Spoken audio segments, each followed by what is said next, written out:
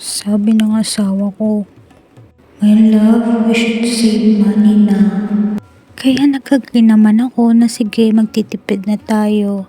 But then, biglang may paganito si kuya mo. Anyways, this is Yuki, your Ilonggang Pinay, in Delhi.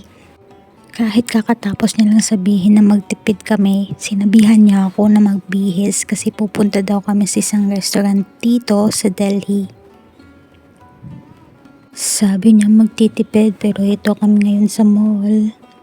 Kumakain. So yung restaurant na to, ang pangalan is Barbecue Nation. Buffet siya pero may pa-barbecue effect. Barbecue effect.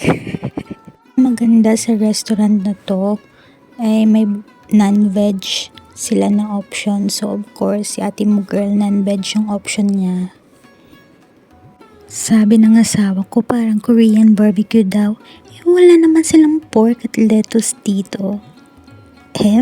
So yun lang. Naghihintay na kami ng rickshaw dyan kasi uuwi na kami. Bye!